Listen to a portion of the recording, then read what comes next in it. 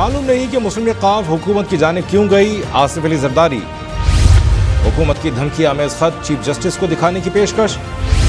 क्या हुकूमत number game की दौड़ में अपोजिशन को पीछे छोड़ सकेगी? पूछेंगे वफाकी वजीर साइंस और टेक्नोलॉजी शिबली फराज से और वजीर इत्तलात सिंध सईद गनी से।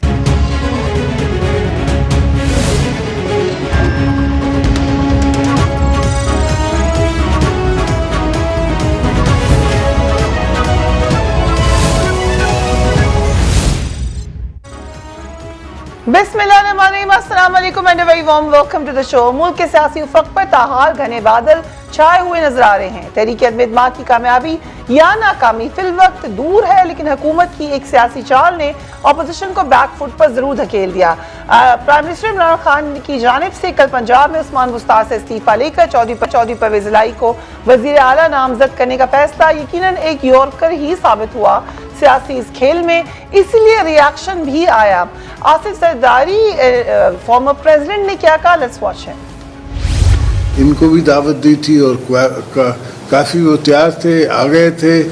फिर मुझे नहीं पता कि अचानक उनको क्या सोच आई, ये तो उनसे पूछा जाए। रात को 12 बजे मुझे मुबारक देने आते हैं और मुबारक लेने आते हैं और सुबह को कहीं और चले जाते हैं, ये तो उनसे पूछना पड़ेगा। हम सब इत्तेहादी बैठ के फैसला करेंगे कि किसको हम चीफ मिनिस्टर के लिए नॉमिनेट करें और जिसको अपोजिशन बनाएगी वो बन जाएगा। नंबर्स उनके पास नहीं है, नंबर्स हमारे पास है। शिबली फराज साहब, thank you so much being on the programme. Asif Zardari साहब जब थोड़े से इस हवाले से कश्मकश में नजर आ रहे हैं तो वाकई फिर कोई गेम हुई है। क्यों, क्या कहा आपने, किस तरीके से पीएमएल क्यों आखिरी वक्त में आपके पास चली गई? देखें, आखिरी वक्त में नहीं, पहली बात तो ये है कि जरदारी साहब अगर ये समझते हैं कि वो पैसे के इस्तेमाल से सब कुछ कर सकते हैं तो मेरा ख्याल है कि ये उनकी गलत फहमी है। और जितना एतबार उनको पैसे पे है, अगर अल्लाह ताला पे इतना एतबार हो जिस तरह के हमारे लीडर को है, तो मेरा ख्याल है कि पीपल्स पार्टी एक बेहतर पोजीशन में होती। मुबारकबाद वो कर रहे हैं, सुबह वो उधर चले गए। देखें, इससे उनको कुछ सियासी सबक मिलना चाहिए।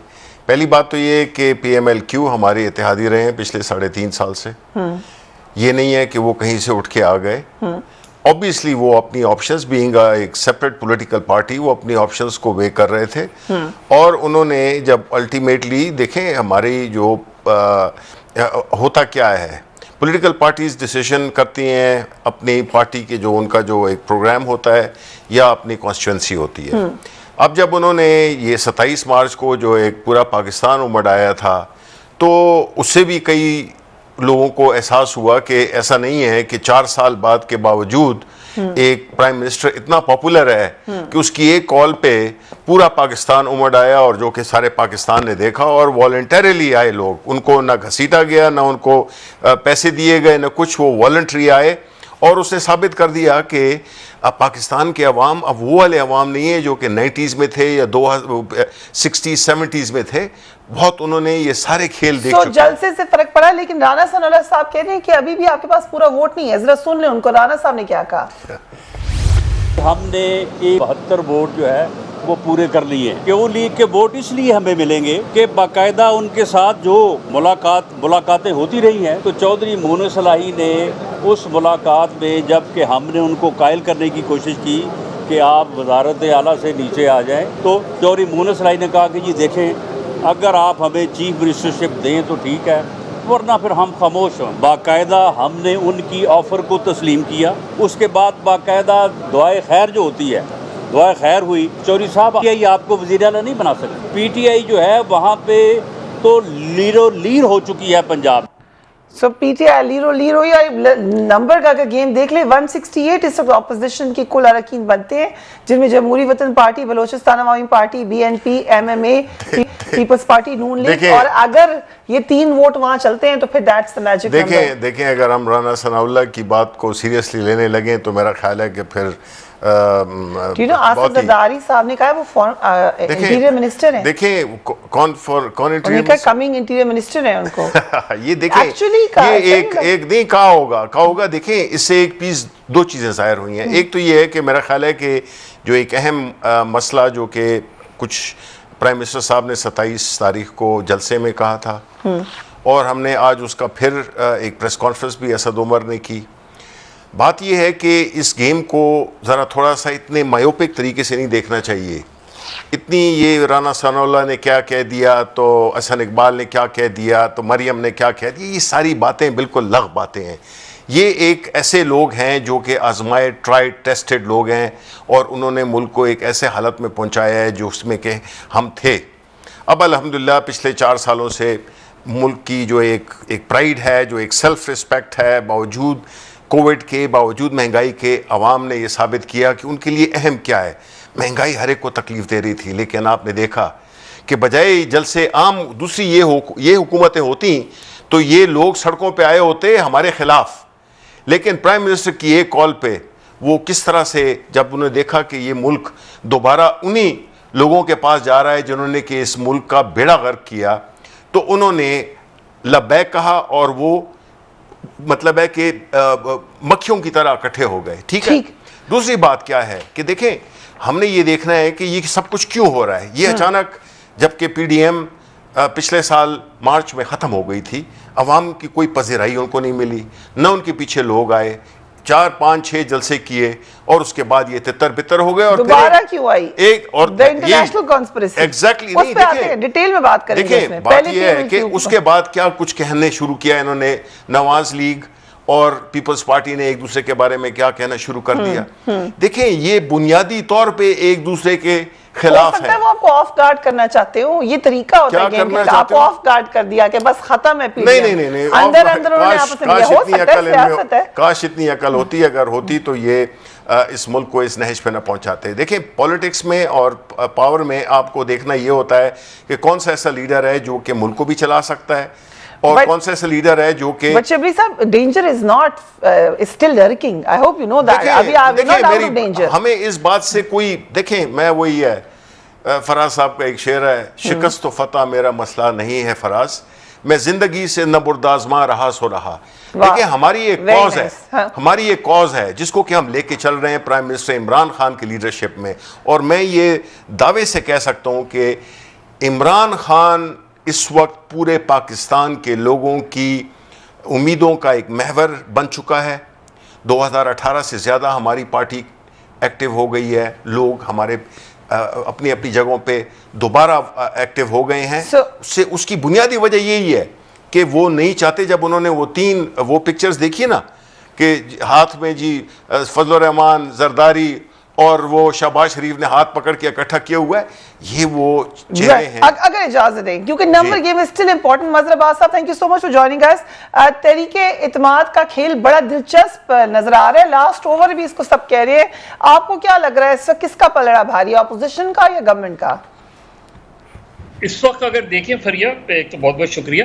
अगर हम देखें तो वो एक डिवाइडेड हाउस नजर आ रहा है कोalition में, यानी रूलिंग कोalition में। अगर आप अदरवाइज देखें कि इनिशियली रूलिंग कोalition में कौन कौन लोग थे, MQM पाकिस्तान थी, है, अब भी है, PMLQ अब भी है, हालांकि उनके एक वज़ीर जो तारिक बशीर चीमा है उन्होंने रिज़ाइन कर दिया है। MQM पाकिस्तान ने अभी तक कोई फाइनल डिसीजन नहीं किया है। बलूचिस्तान अवामी पार्टी जो है वो उनके साथ चली गई है, सिवाय ज़ुबैदा जलाल साहिबा के। तो इवन जो रूलिंग कोलिशंस हैं उनके अंदर भी क्रैक्स नज़र आ रहे हैं। और मेरा ख्याल है कि कुछ लोग जो है वो फाइनल डे का वेट कर रहे हैं और आखिरी दिन तक ये सस्पेंस बरकरार रहेगा। जो गवर्नमेंट के लिए क्राइसिस है, वो क्राइसिस ये है कि ये रूलिंग कोलिशन, यानी वो कोलिशन पार्टनर्स जो इतने सालों से बिल्कुल हुकूमत के साथ थे, चल रहे थे 3.5 साल, वोट ऑफ नो कॉन्फिडेंस के आते ही उन्होंने एक बार्गेनिंग चिप बना लिया। ऐसा लगा जैसे वो हुकूमत का हिस्सा नहीं है और बार्गेन कर रहे हैं। हालांकि उनके वज़रा जो है आज भी काबीना के इजलास में बैठते हैं। काबीना के इजलास, वो अलग बात है कि काबीना का इजलास पिछले 1.5 महीने से नहीं हुआ, लेकिन वो वफाकी वज़ीर हैं और वो तमाम मराहत ले रहे हैं। उसके बावजूद भी गवर्नमेंट को बार बार उनके पास जाना पड़ रहा है, प्राइम मिनिस्टर को पर्सनली जाना पड़ रहा है उनकी सपोर्ट। तो ये एक गवर्नमेंट के लिए कंसर्न है। फिर उनके कोई 12-15 जो डिसिडेंट्स हैं वो अलग हो गए हैं। उनमें बहुत से वो लोग हैं जो पार्टी के शुरू के लोगों में से नहीं हैं, बल्कि 2013 के बाद से या 18 से पहले आए पार्टी के अंदर, उनमें से कुछ ऐसे भी हैं जो पार्टी के पुराने लोग हैं और वो नाराज हैं। वो इस वक्त भी शायद वोट ऑफ नो कॉन्फिडेंस में गवर्नमेंट का साथ दें, लेकिन वो नाराज हैं, जिसका इतराफ कुछ उनके वजीरों ने भी किया है। अब दूसरी तरफ अपोजिशन के कैंप को देखें। अपोजिशन पिछले 3.5 साल में अब तक किसी भी एंटी गवर्नमेंट मूव में कामयाब नहीं हो पाई है, चाहे वो सेनेट के इलेक्शंस हों, चेयरमैन सेनेट के खिलाफ अदम एतमाद की तहरीक हो, हालांकि उनके पास मेजॉरिटी रही है। ठीक है, हम यहाँ जो लोगों के तोड़ने की बात है, राइट, सो हम एक ब्रेक की तरफ जा रहे हैं। We will be right back.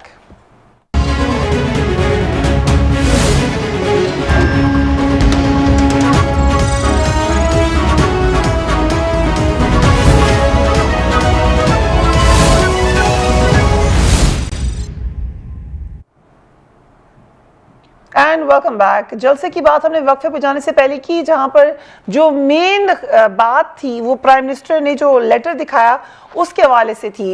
इस बात को बार बार दोहरा रही है हुकूमत। आज फिर वफाकी वजीर असद उमर साहब ने इस हवाले से मजीद मालूमात दी, उनको देखिए। मुरासले की तारीख जो है वो अदम एतमाद तहरीक पेश होने से पहले की, कि इस मुरासले के अंदर बराहे रास्त अदम एतमाद की तहरीक का जिक्र है। वज़ीर आज़म तैयार हैं कि अगर हम ये सुप्रीम कोर्ट के चीफ जस्टिस को ये दिखा दें, इसकी ज़रूरत हो और इससे लोगों की तसल्ली होती है कि वाकई में कि इससे तस्दीक की जा सकती है, तो कम से कम वज़ीर आज़म तैयार हैं ये मुरासला जो है ये चीफ जस्टिस सुप्रीम कोर्ट के सामने रखने के लिए। हिना परवेज भट्ट साहबा, thank you so much for joining us and sorry technical issue पे हम आपको नहीं कनेक्ट कर सके थे, and thank you for being so patient. Maryam Nawaz, Shahbaz Sharif, PMLN ने रिजेक्ट किया है जो प्राइम मिनिस्टर ने बताया है, लेकिन उसके बावजूद आज असद उमर साहब कह रहे हैं कि हम चीफ जस्टिस को भी ये दिखा सकते हैं और नवाज शरीफ साहब से इसके ताने बाने मिलते हैं। कुछ अंदाजा है आपको इस लेटर के हवाले से? बिस्मिल्लाहिर्रहमानिर्रहीम। बिल्कुल, थैंक यू फरिया। मैं लास्ट 20 मिनट से शो पे बैठी हुई हूँ और आपका कोई टेक्निकल इशू था, बट दैट्स ओके। सबसे पहले तो मैं शिबली फराज साहब की, बड़े मेरे सीनियर मेंबर हैं, उनकी मैं बात सुन भी रही थी। तो ऑनरेबल मेंबर है, लेकिन उन्होंने एक बात की कि राना सनाउल्लाह की बातों को सीरियसली नहीं लेना चाहिए। तो हम राना सनाउल्लाह की बात करें, फवाद चौधरी साहब की बात नहीं करें जो आपके पार्टी के जोकर स्पोक्स पर्सन है। राना सनाउल्लाह की जो भी बातें होती हैं, और फरिया आपने सही कहा कि ही is the interior minister in the waiting, इंशाल्लाह we will see। तो राना सनाउल्लाह की बातों में हमेशा वजन होता है। एक disclaimer, you call the information minister joker, वो भी ठीक बात नहीं है प्लीज। वो कोई यहाँ पे है नहीं, तो हम मेरे ख्याल से राना साहब को के बारे में भी कुछ नहीं कहना चाहिए और फवाद साहब के बारे में भी कुछ नहीं कहना चाहिए, इफ यू एग्री। तो चलिए, अच्छी बात है। आप फिर राना सनाउल्लाह के साहब बारे में जब उन्होंने कहा था कि वो सीरियस नहीं है, तो तब आप शिबली फराज साहब को भी काट देते, अच्छा होता ज्यादा। तो नहीं, मैंने कहा था, मैंने कहा राना सनाउल्लाह साहब जो है ना एक बड़े सीनियर पॉलिटिशियन है और उनकी बात में बड़ा वजन होता है, और अगर वो बात करते हैं ना तो जरूर उसमें कोई बात होती है। उन्होंने कुछ चीजें आपको बताई कि अलीम खान का एक ग्रुप है जिसमें 30 से 40 लोग हैं, तरीन ग्रुप है, अभी चीना एक ग्रुप है, और अभी उस्मान बुजदार साहब जो इनके वसीम अकरम प्लस थे, उनको ये रिजाइन करेंगे तो बुजदार साहब का भी नया ग्रुप सामने आ रहा है। शिबली फराज साहब यहाँ बैठ के फिर से पैसों की बात कर रहे हैं और ये कह रहे हैं, तो ये इन्होंने चाहे चौधरी शुजात साहब का बयान नहीं सुना, उन्होंने भी यही कहा कि पैसों की बात ना करें, तो ये ना हो कि परवेज़ इलाही और क्यू लीग भी इनसे नाराज़ होकर फिर वापस चली जाए। तो ये ज़रा नाप तोल के बात करें। दूसरी बात, जो इमरान खान ने फिर से अब एक बात करना शुरू कर दी, तो मैं आलमी साजिश की बात कर रहे हैं, तो मुझे बताएं फरिया, आज मैं अभी डॉलर की प्राइस चेक करी थी, डॉलर 183 पे है, वो आलमी साजिश है। महंगाई 4% हमारे टाइम पे थी, अब 13% से ऊपर है, वो भी आलमी साजिश है। आप बताएं, इन्होंने पंजाब आटे की प्राइस, चीनी की प्राइस, घी की प्राइस 2 से 3 गुना ऊपर है, क्या वो भी आलमी साजिश थी?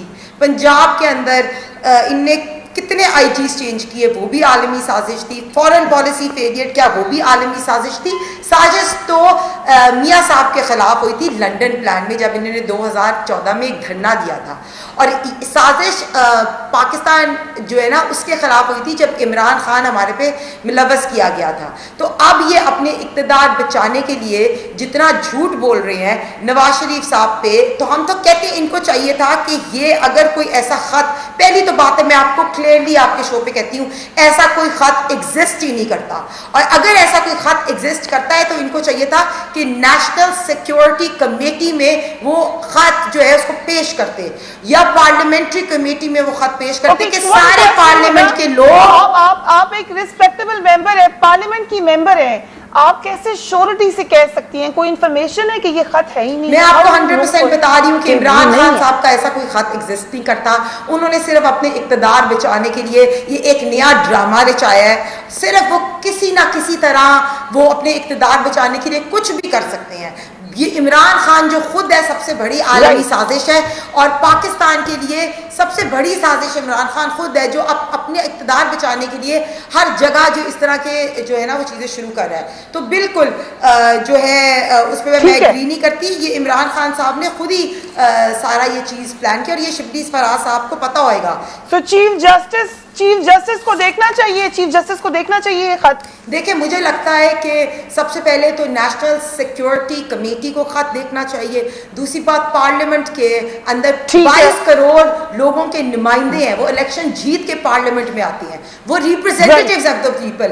अगर और जॉइंट ऑपोजिशन को दिखाना चाहिए वो खत, ताकि अगर खुदा न खास्ता पाकिस्तान के ऊपर कोई सिक्योरिटी थ्रेट है तो उस पर सबको इकट्ठे होना चाहिए। और मैं लास्ट कहती हूँ एक बात, नवाज शरीफ साहब ने एटॉमिक बॉम्ब बनाया, पाकिस्तान JF-17, इमरान खान ने तो कुछ किया ही नहीं, तो उसके खिलाफ क्या आलमी साजिश होगी? उन्होंने क्या किया? पाकिस्तान को एटमी कुव्वत बनाया। JF-17 इमरान खान जब से आया सीपेक को भी रोल बैक किया, मुल्क की मैशत तबाह की, बेरोजगारी की, महंगाई की, लोगों को तबाह बर्बाद किया, फॉरेन पॉलिसी को फेलियर कराया पूरे मुल्क। ये तो कहते थे कि मैं चैंप हूँ वेस्टर्न डेमोक्रेसी का, मैं तो चैंप हूँ। तो ये तो सालिसी करा रहे थे, नहीं ये पूछते हैं, ये तो सालिसी करा रहे थे सऊदी और ईरान के दरमियान, ये तो सालिसी करा रहे थे रशिया और यूक्रेन के दरमियान। तो अब इनके खिलाफ भी आलमी साजिश हो गई।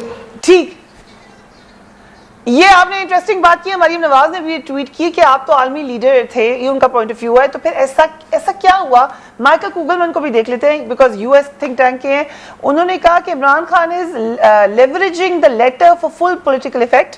If he loses the no confidence vote, he will say he was victimized by an international conspiracy. If he survives, he will say he defied the conspiracy. So American think tanks में भी ये कहा जा रहा है कि ये है ही नहीं लेटर। देखिए, let's not talk about that। जो कि अभी आपकी हिना भट्ट थी, उन्होंने जो बातें की, वो लगता था कि एक रिटन एक स्पीच लिखी हुई है जो कि वो पढ़ रही थी। देखिए, जहाँ तक कि इस्लामिक उसकी बात है, लीडरशिप की बात है, तो इसमें कोई शक नहीं है कि प्राइम मिनिस्टर इमरान खान इस्लामी दुनिया के एक उभरते हुए एक लीडर हैं। एक तरफ कहते हैं कि फॉरेन पॉलिसी 57 मुल्कों को इकट्ठा करके पिछले 4 महीने में 2 दफ़ा एक ऐसा रेजोल्यूशन पास कराना यूनाइटेड नेशन से, जो कि नामूस रिसालत के लिए, जो कि इन्होंने कभी भी इसको नहीं डिफेंड किया, और इन्होंने हमेशा फॉरेन मास्टर्स के इशारों पर इस मुल्क में एक ऐसा चौपट राज नाफिज किया जिसकी कि हम पूरे पाकिस्तान के अवाम भुगत रहे हैं। दूसरी बात यह है कि जहाँ तक कि नवाज शरीफ का ताल्लुक है, मैं तो ये समझता हूँ, बल्कि हम ये सब पाकिस्तान समझते हैं कि अगर कोई बैरूनी साजिश है भी, और जो कि है, उसमें एक बड़ा अहम रोल है नवाज शरीफ का। आपने देखा होगा कि वो लंदन में जिन जिन लोगों से मिले हैं, जिसमें कि एक वो अब्दुल्ला, आपको याद होगा, जिसने कि पाकिस्तान के बारे में इंतहाई नाजेबा, जो कि मैं अब टीवी पे कह भी नहीं सकता हूँ, इस्तेमाल किए थे, वो सारे उन लोगों के साथ मिल रहे हैं बिकॉज इन्होंने सिर्फ अपनी चोरी बचाने के लिए, अपने जो बाहर के असासे हैं उनको प्रोटेक्ट करने के लिए ये हर हद तक जा सकते हैं। इन्होंने पाकिस्तान के इक़्तिदार को हमें आपने उनको इंटरप्ट नहीं किया। एक सेकंड जी, देखिए, आपने उनको इंटरप्ट नहीं किया, no but let me finish ना, बिकॉज दूसरी बात ये है कि जो नवाज शरीफ हैं उन्होंने ये पीपल्स पार्टी, अभी गनी भी आएंगे, आप बताएं कि पिछले 10 सालों में ड्रोन अटैक्स कितने हुए पाकिस्तान पे। पहली दफा था कि पाकिस्तान के प्राइम मिनिस्टर ने कहा कि यार हम किसी की जंग का हिस्सा नहीं बनेंगे। ठीक, प्राइम मिनिस्टर ने यह कहा कि हम अमन में सबके साथ हैं, हम किसी की जंग नहीं लड़ेंगे। यूक्रेन हो गया, जो भी हुआ, आज भी यूक्रेन के प्रेसिडेंट के साथ प्राइम मिनिस्टर की बात हुई। देखें, ये सारी जो एक इंटरनेशनल जो इस वक्त जो रीअलाइनमेंट हो रही है, उसमें जो मेन किरदार है वो है कि किस तरह से इसमें पाकिस्तान, जो कि एक क्लाइंट स्टेट था, क्योंकि जरदारी के भी, नवाज शरीफ की भी, इनकी इकोनॉमिक इंटरेस्ट यानी मुआशी जो इनकी इंटरेस्ट है वो बैरून मुल्कों में है। और वो कभी कोई लीडर, कोई बंदा जिसकी के बाहर जायदादें हों, बाहर पैसा हो, बाहर बिजनेसेस हों, बाहर औलाद हो, बाहर पूरा ख़ानदान हो, वो नहीं चाहेगा कि हम उन मुल्क को, अब आप मुझे बताएं, नवाज शरीफ और उसकी सारी फैमिली, उसके सारे ये अपार्टमेंट, सब कुछ उधर ही है। वो इंग्लैंड के खिलाफ कोई बात कर सकता है? अगर इंग्लैंड पाकिस्तान को कोई नुकसान भी पहुंचाना चाहे, नहीं कर सकता। इन्होंने पाकिस्तान को हर जगह पे कंप्रोमाइज किया। इनकी इंटरेस्ट हमेशा क्या होती थी कि जी हाथ जोड़ के उनके सामने खड़े होते थे और कभी भी कोई ऐसा फैसला नहीं किया। It's not about them. यहाँ हम एक इंटरनेशनल कॉन्स्पिरेसी जब कह रहे हैं तो ये टूल्स बनते हैं ना। देखिए, कुछ लीडर्स जानबूझकर, कुछ जान लीडर्स, एक सेकंड है ना, आपको मैंने डिस्टर्ब नहीं किया था, सो प्लीज डोंट। देखिए, बात ये है कि इन्होंने बगैर किसी उसके, ये मेन इनके लीडर हैं नवाज शरीफ, जो कि इंटरनेशनल के टूल्स हैं ये। तो जो इधर मेंबरान हैं, जो इधर पार्टीज हैं, ये नहीं है कि उनको पता है कि 100% पता है कि ये एक साजिश है। अब जो पता चल रहा है, कईयों के हमें फोन आ रहे हैं। 7 तारीख को देखें, एक दिन पहले उससे पहले आप तो कहते थे ये आएगी नहीं, ये तो कोई बड़ी चीज ही नहीं है। एकदम से आपने कहा इंटरनेशनल। हमने इनसे पूछे कि एकदम से कैसे आ गई, बिकॉज हम तो इनको, ये तो पिछले मार्च में ये कह रहे थे, आपस में लड़ रहे थे। नहीं, लेकिन ये तो फिर चुप हो गए थे। फिर तो ये पीडीएम जब खत्म हुई, पीपल्स पार्टी और नवाज लीग, आज मैं बताऊं, आप मुझे ये बताएं, भुट्टो साहब के जमाने में ये साजिश, ये पहली दफा हुई है, कई दफा हुई है, लेकिन फर्क ये हुआ है कि जिस तरह मुशर्रफ ने जो है तो एक फोन कॉल पे सब कुछ देने को तैयार हो गए। पॉल ने नहीं लिखा, जो कोलिन पॉल था उसने अपनी किताब में नहीं लिखा कि जी हमने तो कहा था कि इनके 3 मुतालबे भी हुए तो हम समझेंगे कि बड़ी अच्छी बात। क्या हम अड्डे मांगे गए थे प्राइम मिनिस्टर से? क्योंकि ये तो कहा जाता है, आप ही के फिर एडवाइजर कहते हैं कि मांगे ही नहीं थे अड्डे, कोई चीज मांगी ही नहीं थी अमेरिका का। देखें, सिर्फ अड्डे नहीं होते हैं, और अड्डों का सवाल तो आपके सामने एक एंकर ने इंटरव्यू में जबकि पूछा था प्राइम मिनिस्टर से कि अगर ऐसी सिचुएशन हुई तो आप देंगे, तो उन्होंने एब्सोल्युटली नॉट कह दिया। So is this the reason?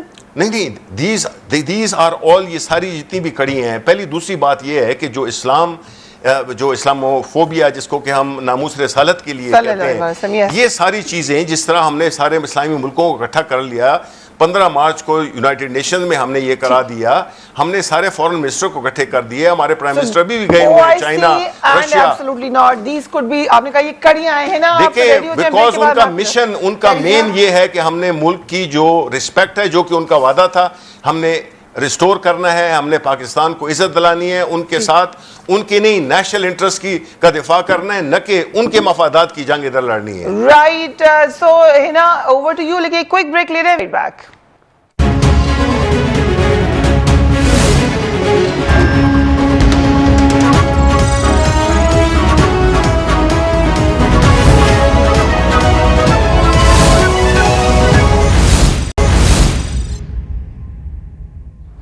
And welcome back. दूसरी तरफ सुप्रीम कोर्ट में भी मामला है। सुप्रीम कोर्ट ने कहा कि आर्टिकल 63A में ताहयात नाअहली का कहीं जिक्र नहीं, सिर्फ वक्ती नाअहली का जिक्र है। ताहयात नाअहली झूठा बयान हल्फी देने पर होती है। अटॉर्नी जनरल खालिद जावेद खान ने कहा कि मुनहरिफ रुकन की नाअहली 5 साल या ताहयात हो सकती है। और जितनी ऑब्जर्वेशंस हैं आप वो इस वक्त स्क्रीन पर देख सकते हैं। हिना परवेज भट्ट, ये बात मजहर अब्बास साहब ने सही की कि आखिरी वक्त तक कोई भी नहीं कह सकता कि मामला किस तरफ जा रहा है, जीत हो या हार हो। लेकिन अगर ये एक इंटरनेशनल कॉन्स्पिरेसी है जो कि रूल आउट नहीं की जा सकती, सो क्या चीफ जस्टिस या कोर्ट एक अच्छी जगह है जहां पर हम इसको हल कर सकते हैं, इस मामले को? फर्स्ट ऑफ ऑल अब मैं यही शिबली फराज साहब जब बात कर रहे थे तो मैं कह रही थी इमरान खान साहब अगर आप उनकी पिछले से उससे पहले वाले जलसे में उनकी तकरीरें निकालें तो वो हाथ उठा के दुआएं कर रहे थे और अपोजिशन का शुक्रिया अदा कर रहे थे कि शुक्र है आप लोग नो कॉन्फिडेंस मोशन मेरे ख़िलाफ़ लेके आए क्योंकि आपकी वजह से अवाम और मेरे अपने मेंबर्स मेरे साथ इकट्ठे हो गए। तो पहले वो डिसाइड कर ले, उनकी जलसे की स्पीचेस दिखाएं कि वो हाथ दुआ करके अपोजिशन को थैंक कर रहे हैं कि वो आलमी साजिश है, पहली चीज़। दूसरी बात, नवाज शरीफ साहब जो हैं उनके ऊपर ये फिर से इन्होंने कोशिश की, मैंने भी देखा कि पिछले 3.5 साल से या उससे पहले भी इनकी सारी की सारी सियासत सवाए नवाज शरीफ साहब के और कुछ नहीं। तो ये नवाज शरीफ साहब को सियासत से माइनस नहीं कर सकते, वो साजिश का हिस्सा नहीं है, लेकिन ये ज़रूर है कि नवाज शरीफ साहब पाकिस्तान की पॉलिटिक्स का अहम मरकजी किरदार है। PMLN पाकिस्तान की पॉलिटिक्स का मरकजी किरदार इसलिए क्योंकि अवाम PMLN को वोट देती है, चाहे बाई इलेक्शन हो, चाहे कंटोनियन बोर्ड इलेक्शन हो, चाहे अगली जनरल इलेक्शन हो। और आपको पता है कि जो भी बात कर भी रहा है वो अगला वजीर आज़म कह भी रहा है कि वो PMLN का होएगा और इंटीरियर मिनिस्टर भी PMLN का होएगा। तो मैं इसलिए कह रही हूँ आपको, और ये बात जो आप कर रही हैं सुप्रीम कोर्ट की जहाँ तक बात है, देखिए एक जाली वजीर आज़म जो खुद सेलेक्टेड है उसको नहीं चाहिए कि वो सुप्रीम कोर्ट को अब अपने आप को बचाने के लिए ये एक तो लेटर्स वाली बातें गलत करे और दूसरा सुप्रीम कोर्ट को या चीफ जस्टिस को कहे मुझे आके बचाओ। इससे पहले आपने देखा जब हमने बात की कि अदारे न्यूट्रल हो गए हैं तो इमरान खान साहब की चीखें निकली कि क्यों न्यूट्रल हो गए। उन्होंने ऐसे अल्फाज यूज़ करना शुरू कर दिए अदारों पे और फिर उनकी दौड़ें लगना शुरू हो गई। अब वो जो है वो सुप्रीम कोर्ट को इसमें डाल रहे हैं। तो मैंने जिस तरह आपको पहले भी कहा था कि इमरान खान साहब जो है वो एक उनके अगेंस्ट आलमी साजिश नहीं हो सकती क्योंकि ना उन्होंने पाकिस्तान को एटॉमिक पावर बनाया है, ना उन्होंने कोई मिसाइल की टेक्नोलॉजी दी है, ना उन्होंने JF-17 की है। उन्होंने उन्होंने CPEC को रोल बैक जरूर किया है, मुल्क को पीछे लेके गए, आगे नहीं लेके गए। मुझे समझा दे कि उनके खिलाफ आलमी साजिश क्यों होएगी। अगर ऐसा लेटर एग्जिस्ट करता है तो नेशनल सिक्योरिटी का जो कमेटी है उसमें जाना चाहिए, पार्लियामेंटेरियंस को ऑन बोर्ड होना चाहिए, उनको उनसे राब्ता करना चाहिए, बात होनी चाहिए। ठीक है, ये क्वेश्चन ये आपने पहले भी किया था, हम दोबारा पूछ लेते हैं। ठीक है, ये हम वहीं पे दोबारा आ गए, लेकिन क्या बस इसके ऊपर बात होती रहेगी या एट सम पॉइंट इसको पब्लिक किया जाएगा? देखें, पब्लिक तो इस किस्म की चीज़ें नहीं की जाती हैं, लेकिन जो इदारे हैं जिसमें कि ज़ाहिर है कि सुप्रीम कोर्ट और उनके जो चीफ जस्टिस हैं एक बड़ी अच्छी शोहरत रखते हैं। और आपने अपनी एजेंसीज को दिखा दिया या उन्होंने ही आपको दिखाया था? देखिए ज़ाहिर है कि जब गवर्नमेंट में इस लेवल पे जब बात होती है तो कई इदारों को पता चल जाता है और कई दफ़ा तो ये है कि उन इदारों की तरफ से ही ये चीज़ वो की जाती है। लेकिन पहली दफ़ा ये नहीं है। पाकिस्तान में फ़र्क क्या है? भुट्टो जिस तरह प्राइम मिनिस्टर साहब ने कहा, उन्होंने एक आज़ाद खारजा पॉलिसी की वजह से ही तो उनको हैंग किया गया। भुट्टो साहब का जो अंजाम हुआ वो तो इस वजह से नहीं हुआ कि किसी और के ये कैसे ये 9 सितारे इकट्ठे हो गए। सरली ये तो मुफ्ती महमूद साहब ने ये एडमिट किया था कि उनको तो नहीं पता था। जब भुट्टो साहब को फांसी हो गई उसके बाद उन्होंने कहा कि हमें तो नहीं पता था कि ये एक आलमी साजिश थी। तो इस किस्म की चीज़ें इस मुल्क में होती रही हैं। फ़र्क क्या है कि भुट्टो साहब तो एक इकोनॉमिकली कभी उन पर कोई एलिगेशन नहीं रही, एक बड़े लीडर थे, फॉरेन पॉलिसी को बड़ी अच्छी तरह जानते थे, इंडिपेंडेंट फॉरेन पॉलिसी। पाकिस्तान को एटॉमिक ज़ियाउल हक इसने नहीं बनाया, नवाज शरीफ ने, ये तो वो करके और फिर जो है तो उधर अमेरिका चले गए माफिया मांगने के लिए। ये तो इशू ये हुआ कि जब आपका लीडर जो कि इस वक्त ये जो जब तक नवाज शरीफ और जरदारी थे इन्होंने वही फॉरेन पॉलिसी अपनाई जो कि दूसरे इनको कहते थे, इंटरनेशनल इस्टेब्लिशमेंट जो इनको कहती थी, इसलिए कोई प्रॉब्लम नहीं हुआ उनके लिए। अब उसके बाद जब आया है प्राइम मिनिस्टर इमरान खान की सूरत में एक ऐसा लीडर जो कि ऑनेस्ट भी है, जो कि फियरलेस भी है और जो कि इस मुल्क की फॉरेन पॉलिसी जो कि उन्होंने अपने मैनिफेस्टो में कहा था कि हम वो फॉरेन पॉलिसी परसू करेंगे जो कि पाकिस्तान की नेशनल इंटरेस्ट में नवाज शरीफ साहब को यानी कि इंडिपेंडेंट फॉरेन पॉलिसी उन्होंने तो पहले और इमरान मेरी बात सुनिए, नवाज शरीफ साहब कहीं नहीं भागे बाकी और तो ना ही इन्होंने जो किया ये लोगों ना ही इन दोनों में इन दोनों के, मैं आपकी बात में नहीं इंटरफियर किया तो आप क्यों कर रही हैं? वही कह रही हैं कि जब नहीं मैं सुन रहा हूँ मैं नहीं, देखिए वो जो धमाके हुए थे उसकी क्या वजूहात थी, ये जो है इन्होंने देखे, इन्होंने मुल्क को देखे, एक सेकंड, ओके ठीक है, पॉइंट आ गया, वो पॉइंट आ गया जो उन्होंने कहा उस तक उन्होंने प्रेशर लिया था नवाज शरीफ देखिए कोई प्रेशर नहीं लिया जी। देखिए प्रेशर तो वो ले नहीं सकते हैं। पहली दफा जब उनकी हुकूमत हुई तो वो भाग गए सऊदी अरब मायदा करके। एक सेकंड, नहीं इंटरनेशनल के लोगों कोई नहीं ले सकता तो इंटरनेशनल प्रेशर क्या लेगा? पहली दफा भागे उधर, अब जो है तो वो लंदन भागे हुए। ये कैसे लीडर है? ये कैसे लीडर है? देखिए बात यह है कि आपके दौरान हुकूमतों में पाकिस्तान पे 400 से ज्यादा ड्रोन हमले हुए। इमरान खान ने उस जमाने में भी जब वो पावर में नहीं थे उस वक्त भी उन्होंने कहा था कि ये ड्रोन हमले गलत हैं, उनके खिलाफ प्रोटेस्ट किया था हमने। पॉइंट विल नीड प्रूफ, क्योंकि कल को नवाज शरीफ साहब भी कह सकते हैं मैंने धमाके किए इसलिए मुझे निकाल दिया। नहीं बिल्कुल नहीं देखिए बिल्कुल हमने तो अपने आप को ओपन किया है। हम कहते हैं कि चीफ जस्टिस ऑफ पाकिस्तान से बेहतर शख्स कौन हो सकता है कि जिसको कि हम ये शेयर कर सकते हैं। बिकॉज देखिए कुछ चीजें होती हैं जिसमें कि नेशनल सिक्योरिटी चीफ जस्टिस नहीं वो मोटो ले सकते हैं। हमें कोई कहे वो हमने तो प्राइम मिनिस्टर साहब ने तो ये कह दिया है, हमारे जो असद उमर है जनरल सेक्रेटरी ने भी कह दिया है कि हम उनको दिखाने के लिए हम बिल्कुल तैयार हैं। तो मेरा ख्याल है इसमें मुल्क की इंटरेस्ट ही होगी, इसमें मुल्क की इंटरेस्ट। अगर हम इसको चीफ जस्टिस के पास ले जाएं, अपील करें, वो are you happy with that? जी देखिए जब नवाज शरीफ साहब को प्रेशर आ रहा था इंटरनेशनल एस्टेब्लिशमेंट का कि एटॉमिक जो है वो ना करें धमाके, तो नवाज शरीफ साहब अपने यहाँ आके उन्होंने अवाम में कोई लेटर नहीं दिखाया, धमकियाँ नहीं दिखाई, उन्होंने अपना वो धमाके कंटिन्यू रखे। उसको होता है अमेरिकन या इस्टेब्लिशमेंट का प्रेशर, इंटरनेशनल इस्टेब्लिशमेंट का लेना।